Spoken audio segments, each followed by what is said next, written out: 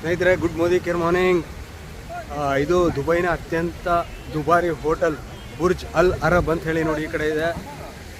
ಈ ಒಂದು ಹೋಟೆಲ್ ಎಷ್ಟು ಶ್ರೀಮಂತಿಕೆಯಿಂದ ಕೂಡಿದೆ ಅಂದರೆ ಇದರಲ್ಲಿರತಕ್ಕಂಥ ಡಸ್ಟ್ಬಿನ್ ಕೂಡ ಚಿನ್ನದಿಂದ ಮಾಡಿದ್ದಾರೆ. ಅಷ್ಟೊಂದು ಶ್ರೀಮಂತಿಕೆಯಿಂದ ಹೊಂದಿರತಕ್ಕಂಥದ್ದು. ಆಮೇಲೆ ಈ ಹೋಟೆಲ್ ಪಕ್ಕ ಕೃತಕವಾಗಿ ನಿರ್ಮಾಣ ಮಾಡಿರ್ತಕ್ಕಂಥ ಬೀಚ್ಗಳು ಎಲ್ಲ ಇದೆ ನೋಡಿ. ಇಲ್ಲಿರೋ ತುಂಬ ಹೋಟೆಲ್ಸ್ಗಳಲ್ಲಿ 1 ಕಿಲೋಮೀಟ್ರ್ ಬೀಚ್ ಇದೆ. ಆ ಥರ ಹೋಟೆಲ್ಗಳು ಕೂಡ ಇದೆ. ಅದನ್ನು ಪ್ರೈವೇಟ್ ಅವರೇ ಪರ್ಚೇಸ್ ಮಾಡಿಬಿಟ್ಟಿದ್ದಾರೆ ಬೀಚ್ಗಳನ್ನ ಸರ್ಕಾರದಿಂದ. ಸೊ ಅವರೇ ಎಲ್ಲ ಮೇಂಟೆನೆನ್ಸ್ ಮಾಡ್ಕೋತಾರೆ.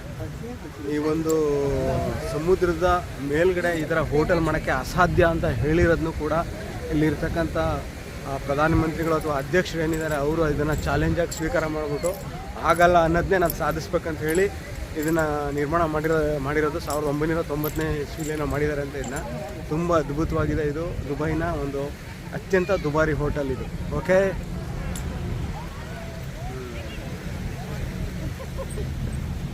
ಹಲೋ ಕನ್ಯಾ madam, Pradeep sir, Rajesh G. Okay, ನಮ್ಮ ಮೋದಿ ಕೇರ್ ಅಂತ ಅದ್ಭುತವಾದ ಒಂದು ಪ್ರವಾಸನ ಕೊಟ್ಟಿದೆ ನಮಗೆ. ಅಂದರೆ ದುಬೈಲಿರೋ ಪ್ರತಿಯೊಂದು ಹೋಟೆಲ್ನ ನಾವು ಹೋಗಿ ನೋಡ್ಬೋದು, ಪ್ರತಿಯೊಂದು ಪ್ರವಾಸಿ ಸ್ಥಾನ ನಾವು ಹೋಗಿ ನೋಡ್ಬೋದು. ಸುಮಾರು 10 ಬಸ್ನ ಮಾಡಿದ್ದಾರೆ ಇಲ್ಲಿ. ಮೋರ್ ದೆನ್ 500 ಪೀಪಲ್ ಬಂದಿದ್ದಾರೆ ಇಲ್ಲಿ. 10 ಬಸ್ಗಳು ನೋಡಿ ಆ ಕಡೆ ಕಾಣ್ತಾ ಇದೆ.